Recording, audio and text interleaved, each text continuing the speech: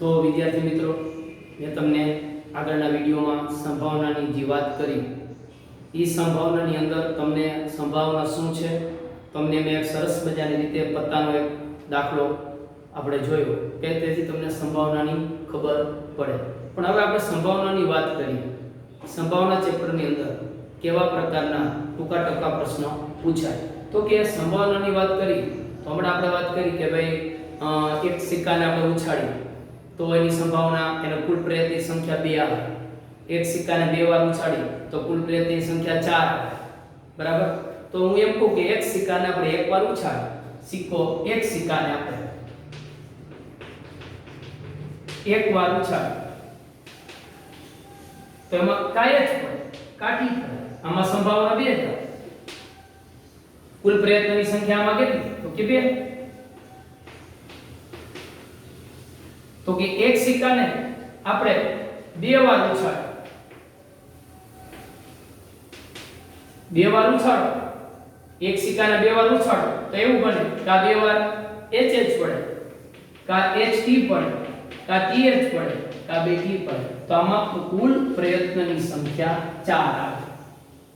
બરાબર? જોજો, એક સિક્કાને એક વાર ઉછાળો તો H અને T 2 જ પડે એટલે કુલ સંભાવના કેટલી? 2. એક સિક્કાને 2 વાર ઉછાળો, 2 વાર, એક વાર અને 2 વાર તો એવું બની શકે કે આ બે ઉપર કાંટો આવે, કા કાટ અને છાપ આવે, કા છાપ અને કાટ આવે, કા બે છાપ આવે. તો એક સિક્કાને 2 વાર ઉછાળી તો સંભાવના કેટલી આવે? 4 આવે. તો એક સિક્કાને 3 વાર ઉછાળી તો 3 વારમાં શું આવશે? બરાબર? જોજો, આમાં ખાસ લખવાનું ધ્યાન રાખજો. કા 3 વાર H આવે, અહીંયા જ કાઢ નાખો, અહીંયા પાછળ T મૂકી દો, T ને વચ્ચે લઈ લો, T ને આગળ લઈ લો. ઈ જ રીતે કા 3 T આવે, અહીંયા H મૂકી દો, છેલ્લે H ને વચ્ચે લઈ લો ને H ને આગળ. તો આમાં કુલ સંભાવના તમારી 8 આવે. બરાબર? સમજો, એક સિક્કાને એક વાર ઉછાળો સંભાવના 2 આવે, એક સિક્કાને 2 વાર ઉછાળો સંભાવના 1 2 3 4 આવે ને એક સિક્કાને 3 વાર ઉછાળો સંભાવના 8 આવે. એક વાર, 2 વાર અને 3 વાર. આમ ઘરે પ્રયત્ન કરો એટલે આ 8 માંથી કોઈ પણ એક શક્યતા આવશે. તમે લખી લેજો. એક સિક્કો લ્યો, એને ઉછાળો એક વાર, ધારો કે TA, બીજો ઉછાળ્યો TA, બીજો ઉછાળ્યો TA, તો સંભાવના આવશે. આ 8 માંથી કોઈ પણ એક સંભાવના પડશે. એટલે યાદ રાખજો, એક સિક્કાને 2 વાર ઉછાળો તો કુલ સંભાવના 2 આવે, એક સિક્કાને 2 વાર ઉછાળો તો કુલ સંભાવના 4 આવે અને એક સિક્કાને 3 વાર ઉછાળો તો સંભાવના 8 આવે. તો આમાં તમને એવો પ્રશ્ન પૂછો, એક સિક્કાને 2 વાર ઉછાળતા બંને વાર છાપ આવે તેની સંભાવના કેટલી? તો 1/4. બરાબર? 1/4. નિયમ પૂછે એક સિક્કાને ઉછાળતા એક વાર કાંટો આવે ને એક વાર છાપ આવે તો એની સંભાવના કેટલી છે? 2 છે. તો 2/4 કુલ સંભાવના કેટલી? 4. ઈ જ રીતે આમાંથી કોઈ પ્રશ્ન પૂછે, બરાબર, કે કાંટા કરતા છાપની સંખ્યા વધુ આવે. કાંટા કરતા છાપ, છાપ એટલે કોણ? H. તો T કરતા H વધારે હોય એવી શક્યતા આમાંથી ગણી લેવાની તમારે ને છેદમાં કેટલા મૂકી દેવાના? 8. પ્રયત્ન કરો તમે તમારી રીતે, એટલે તમને ઓટોમેટિક ખબર પડશે.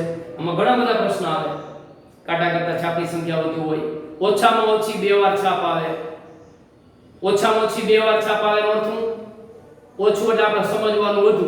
ઓછામાં ઓછી 2 વાર એટલે 2 અથવા 2 થી વધુ વાર છાપ આવે એવી સંભાવના કેટલી?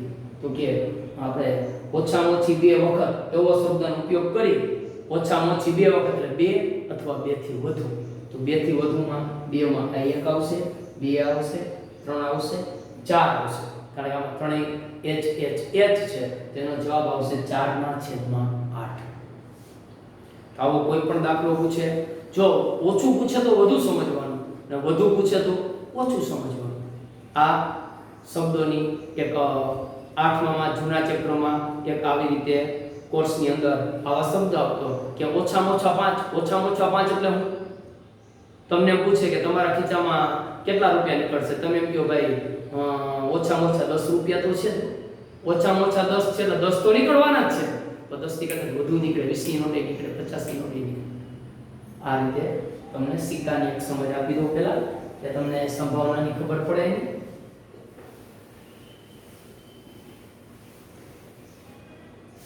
હવે તમને એક વાત કરી દઉં, પાસા પરનો અંક આવે, પાસો.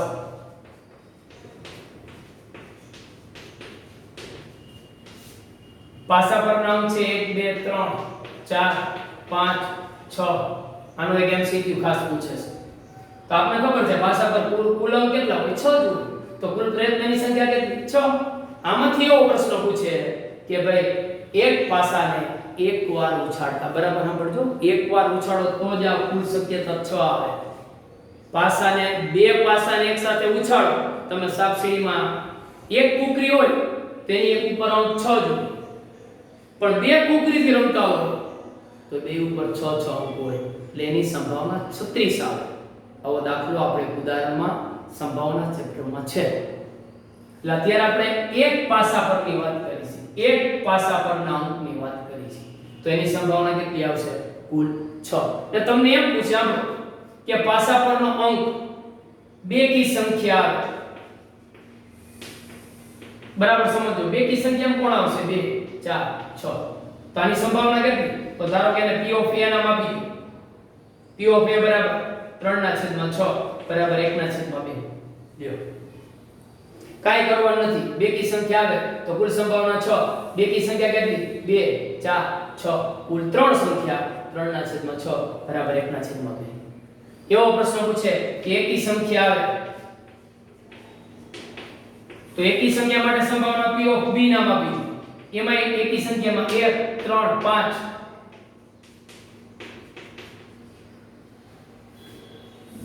આ રીતે.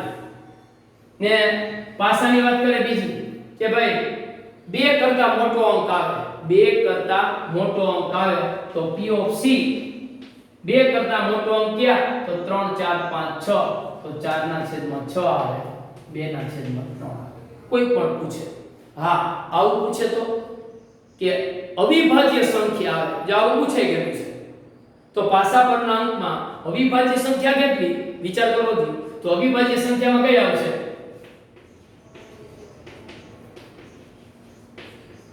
અવિભાજ્ય સંખ્યાનો પ્રશ્ન, અવિભાજ્યમાં કોણ આવશે? 2 આવશે, 3 આવશે કે 5 આવશે. એક અવિભાજ્ય નથી, એક વિભાજ્ય નથી. બરાબર ધ્યાન રાખજો. આ દાખલામાં વિદ્યાર્થીઓ ભૂલ કરી રહી છે, એકને ઉતાવળથી લઈ લે છે. એકને અવિભાજ્યમાં જેના અવયવો 2 જ હોય, જેના અવયવો માત્ર 2 જ હોય એને જ અવિભાજ્ય કહેવાય. તો 2 3 ને 5 અને 3/6 એનો જવાબ આપણે લખવું 3/6 1/2. તો કે પાસા પરના કોઈ પણ તમને પ્રશ્ન પૂછાય તો આ રીતે પાસા પરના અંકની વાત કરું તો એનો જવાબ આ રીતે આવશે.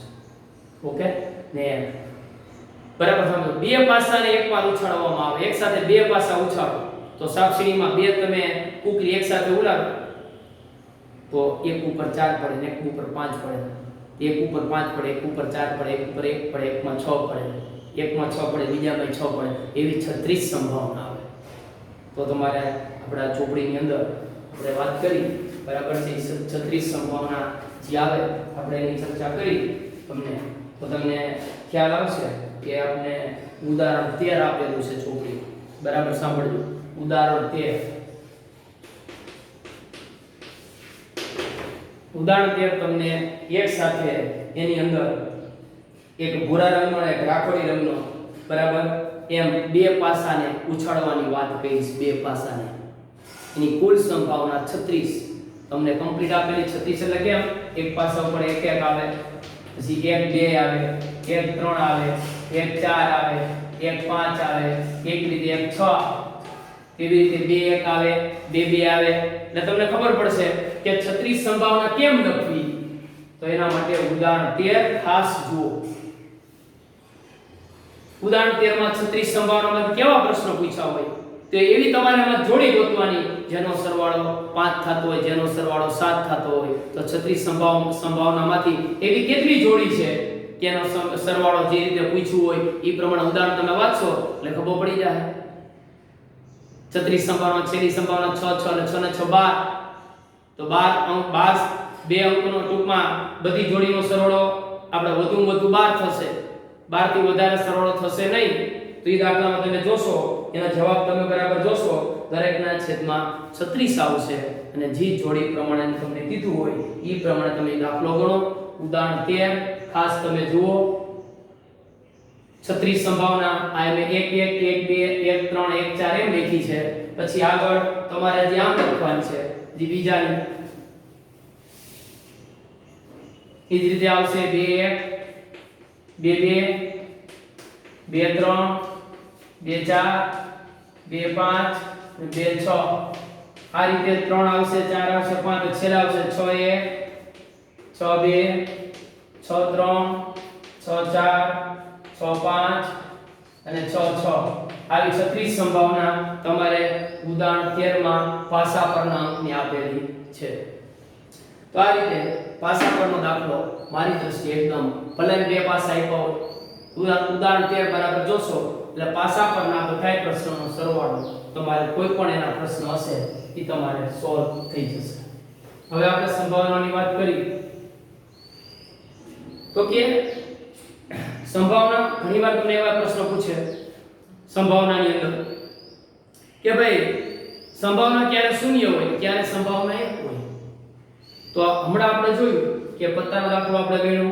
હા તો પત્તાની અંદર જેટલી સંભાવના આવે અંદર દાખલામાં 1 2 3 4 5 6 અંદરની પેટા પ્રશ્નમાં જેટલી સંભાવના પૂછે કોઈ પણ દાખલામાં તમને પેટા પ્રશ્નમાં કોઈ પણ જેટલી સંભાવના પૂછી હોય એ દરેક સંભાવનાનો સરવાળો હંમેશા 1 થતો હોય. કોઈ પણ સંભાવના ગમે એટલી સંભાવના હોય પ્રયત્નની સંખ્યા તમને દાખલામાં જેટલા તમને પેટા પ્રશ્નો પૂછ્યા હોય એની સંભાવનાનો જવાબ આવે એ તમામ સંભાવનાનો સરવાળો હંમેશા 1 જ થાય.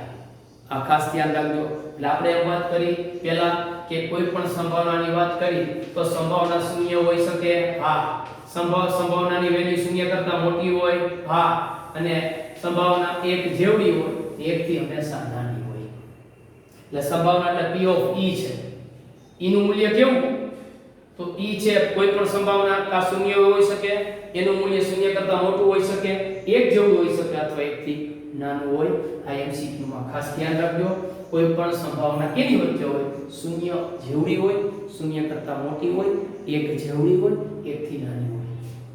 આ ખાસ વેલ્યુ યાદ રાખજો સંભાવનાની. તો સંભાવના શૂન્ય ક્યારે થાય તો ઘટના જ ન થતી હોય. ઘટના ન થતી હોય ક્યારે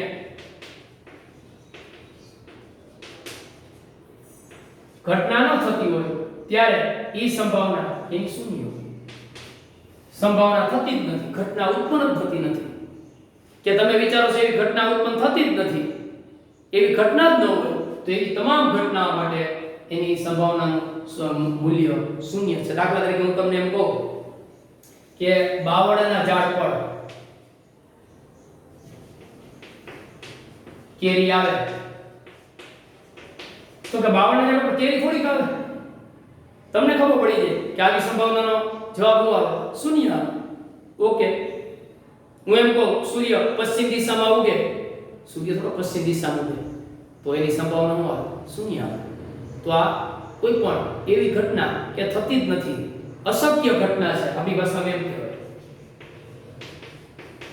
આ અશક્ય ઘટનાનો હંમેશા જવાબ શું હોય શૂન્ય હોય. તેનો જવાબ P of A હોય P of B હોય તો સીધી શૂન્ય તરીકે દર્શાવવાની છે. તો આ રીતે બાવળના ઝાડ પર કેરી થોડીક આવે સંભાવના શૂન્ય. તો આ રીતે બરાબર યાદ રાખજો. આપણે સૂર્ય છે પૂર્વ દિશામાં ઉગે એની સંભાવના એ તો સનાતન સત્ય છે. તો કે શક્ય ઘટના બધી 100% શક્ય ઘટના સનાતન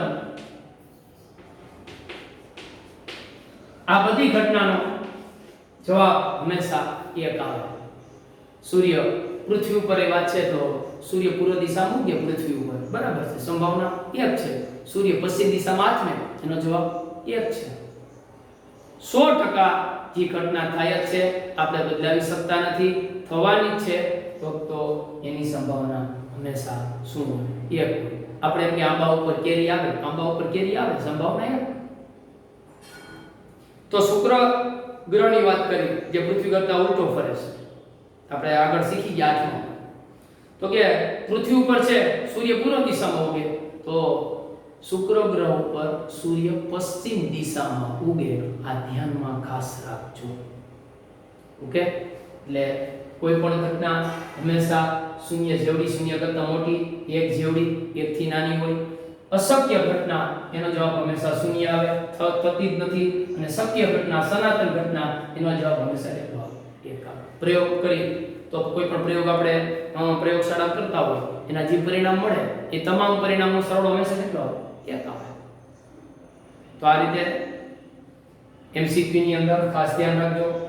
અશક્ય ઘટના અને શક્ય ઘટના આ બંનેની વાત તમને મારે ખાસ કરવી હતી.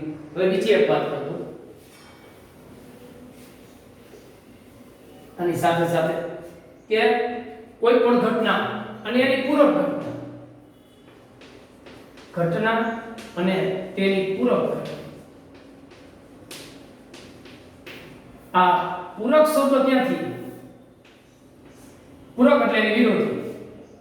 પૂરક એટલે એની વિરોધી સમજવાની. આ ઘટના થાય છે, આ ઘટના એની વિરુદ્ધ ઘટના અને એની વિરોધ ઘટના, એના માટે પૂરક શબ્દ વાપર્યો છે. તો કોઈ પણ ઘટના ને એની પૂરક ઘટના એનો સરવાળો હંમેશા 1 હોય. દાખલા તરીકે P of A આ ઘટના એની પૂરક ઘટનાને આપણે ADX વડે દર્શાવશું. એનો જવાબ કેટલો આવશે? 1. આવું MCQ પૂછે છે. કોઈ પણ ઘટના એની વિરોધ ઘટના, વિરોધી ઘટના અને પૂરક ઘટના, કોઈ પણ ઘટના એની પૂરક ઘટનાનો સરવાળો હંમેશા 1 હોય. બરાબર મગજમાં ઉતારજો. તમે એમ કહો સાહેબ મારે P of B લખવું છે, કાંઈ વાંધો નહીં. તો એની પૂરક ઘટનાને P of B ડેશ નામ છે. તમે કહો સાહેબ P of C લખવું છે, કાંઈ વાંધો નહીં. તો P of C ડેશ નામ છે. બરાબર કેટલા? 1. તો આ રીતે આપણે જે ખાસ ઘટના અને તેની પૂરક ઘટનાની વાત આવી. તો ઘટના અને તેની પૂરક ઘટનાનો સરવાળો હંમેશા 1 થાય. મિત્રો બરાબર યાદ રાખજો. તમને આવો એક MCQ પૂછે, કોઈ પણ એક ઘટના આપેલી, ધારો કે P of A બરાબર 0.62 આપેલા છે, તો આવું પૂછે તો P of AX બરાબર ખાલી જગ્યા આવો MCQ પૂછો, આપણે ખબર પડી જાય ઘટના અને એની પૂરક ઘટનાની વાત આવી. તો આ સૂત્ર મૂકો છો, P of A plus P of AX બરાબર 1. તો આની જગ્યાએ P of બરાબર P of એટલે 0.62 મૂકી દો. તો P of AX બરાબર 1 minus 0.62 થશે. શું જવાબ આવશે? P of AX બરાબર 0.38. લ્યો આ રીતે કોઈ પણ ઘટના અને તેની પૂરક ઘટનાનો સરવાળો 1. પછી તમને એક ઘટના આપી તો પૂરક ઘટના મળે, પૂરક ઘટના આપી તો ઘટના મળે. એકમાંથી બાદ કરવાનું છે. ટૂંકમાં સમજાઈ ગયું બરાબર? શું કરવાનું હતું? કોઈ પણ ઘટના ને એની પૂરક ઘટનાનો સરવાળો કેટલો કરવાનો? 1. કારણ કે સૂત્ર જ છે કે કોઈ પણ ઘટના અને એની વિરોધી ઘટના થતી હોય કે હવે ન થતી હોય તો એ બેનો સરવાળો હંમેશા 1 થાય. બરાબર છે? એટલે તમને સમજાયું. P of A બરાબર 0.62 તો P of AX આ ઘટના એની પૂરક ઘટના તમારે જોતી હતી તો આ સૂત્ર મૂક્યું, એની જગ્યાએ 0.62 મૂક્યા, જવાબ 0.38. આવું ખાસ પ્રશ્ન બોર્ડમાં MCQ માં પૂછાય છે. એટલે ઘટના અને તમને એની પૂરક ઘટનાની તમને મેં વાત કરી. આ જ પ્રમાણે સંભાવનાની અંદર બરાબર હમણાં આગળ વાત કરી, નિશ્ચિત ઘટના થતી હોય 100% નિશ્ચિત છે એની સંભાવના 1 છે, નિશ્ચિત ન હોય અશક્ય છે એની ઘટનાનો જવાબ હંમેશા શું આવે? 0 આવે. તો આ રીતે ઘટના, તેની પૂરક ઘટના, અશક્ય શક્ય ઘટના, ઘટના કેની વચ્ચે આવે છે, આ પ્રકારના આપણે MCQ 10માં પૂછાય છે.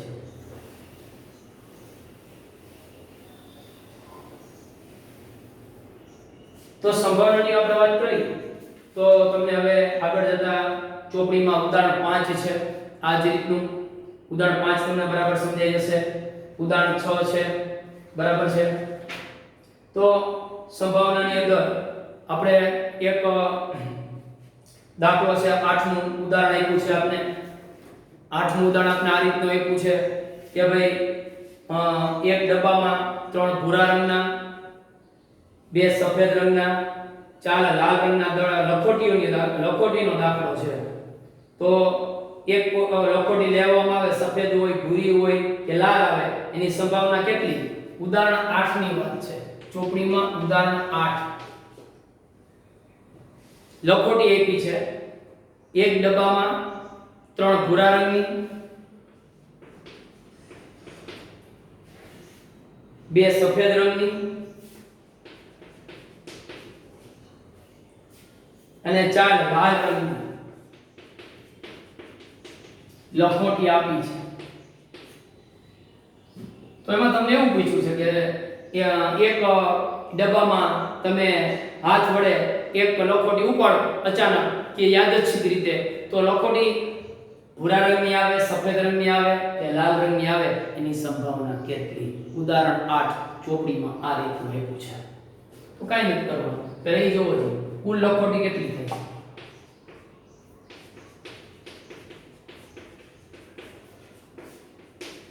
કુલ લખોટીની સંખ્યા કેટલી થાય? 3 + 2 + 4, કુલ લખોટી થાય છે 9. બરાબર? તો કુલ લખોટીની સંખ્યા કેટલી થાય? 9. તો પહેલી સંભાવના એમ છે કે ભાઈ લખોટી ભૂરા રંગની આવે, તો ભૂરા રંગની લખોટી કુલ કેટલી છે? 3. તો 3 માંથી આપણા હાથમાં આવશે તો ભૂરા રંગની લખોટીની પ્રયત્નની સંખ્યા 3. 3 ના છેદમાં કુલ પ્રયત્ન કેટલા? 9. તો જવાબ આવશે 1 ના છેદમાં 3. તમને સફેદ રંગની પૂછી તો P ઓફ B લઈ લો, 2 ના છેદમાં 9. P ઓફ C લઈ લો, કુલ લાલ રંગની 4, 4 ના છેદમાં 9. જો તો ઉદાહરણ 8 માં કરેલા લખોટીઓની સંખ્યાનો સરવાળો કરી નાખો. તમને જે લખોટી પૂછી છે ભૂરા રંગની, તો ભૂરા રંગની 3 છે, તો સૂત્ર એ તમારે મૂકવું હોય તો મૂકી શકાય. MCQ માં પ્રશ્ન છે એવું માની લઈએ આપણે. તો ડાયરેક્ટ તમે આ રીતે જવાબમાં 3 ના છેદમાં 9, પછી 2 ના છેદમાં 9, 4 ના છેદમાં 9 આ રીતે. અને આવું પૂછી શકે તમને. બરાબર સમજો કે એક લખોટી પસંદ કરતા લખોટી લાલ રંગની ન આવે, શબ્દ સમજો બરાબર, લાલ રંગની ન આવે, તો તમારા MCQ માં ડાયરેક્ટ જવાબ. તો લાલ રંગની ના આવે તો કેવા રંગની આવે? વિચાર કરો. કા ભૂરા રંગની આવે, કા સફેદ રંગની આવે. આ બે માંથી એક રંગની આવશે તો એ બેનો સરવાળો કેટલો થઈ ગયો? 3 ને 2 5. તો આની કુલ સંભાવના 3 ને 2 5. તો જવાબ આવશે P ઓફ B 5 ના છેદમાં 9. જો કારણ કે લાલ રંગની ન આવે, શબ્દ સમજો. લાલ રંગની ન આવે તો કેવી આવે? તો લાલ રંગની ના આવે કઈ નહીં, તો ભૂરા રંગની અથવા સફેદ રંગની. તો એ બેનો સરવાળો કરો 3 ને 2 5, તો જવાબ આવે 5 ના છેદમાં 9.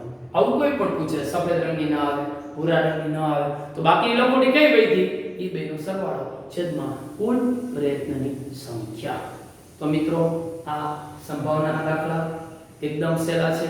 1-2 વાર તમે એનું પુનરાવર્તન કરો, ચોપડીના ઉદાહરણ પ્રસ્તાવના બરાબર વાંચો એટલે તમને તમામ દાખલા સમજાઈ જશે. ઓકે મિત્રો.